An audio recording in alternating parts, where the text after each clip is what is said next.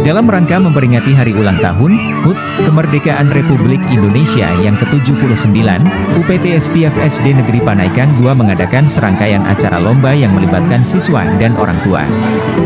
Acara tersebut berlangsung di halaman sekolah dengan penuh semangat dan keceriaan, menciptakan suasana kebersamaan antara siswa, guru, dan orang tua. Salah satu momen yang menarik dalam perayaan tersebut adalah lomba ular naga balon yang melibatkan para orang tua, khususnya ibu-ibu, sebagai peserta. Lomba ini diikuti oleh tim-tim yang terdiri dari 5 orang, di mana setiap tim mewakili kelas anak-anak mereka.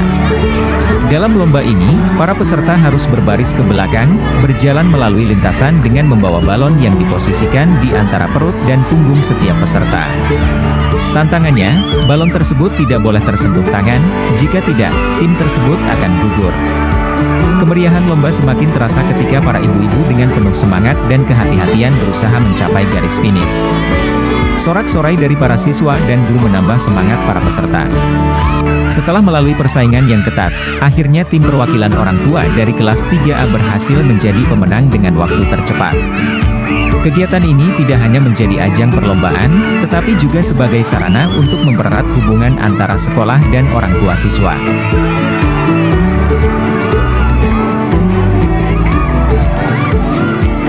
Wah, luar biasa kegiatan yang ada di SD Negeri Panaikang II ini. Alhamdulillah perlombaannya lancar, semuanya kompak, apalagi ibu-ibunya, terus pesertanya juga siswa-siswanya semangat. Ya, alhamdulillah kegiatan 17 kemerdekaan tahun ini itu bisa berjalan lancar dengan adanya kolaborasi antara guru, pihak sekolah, dan orang tua siswa.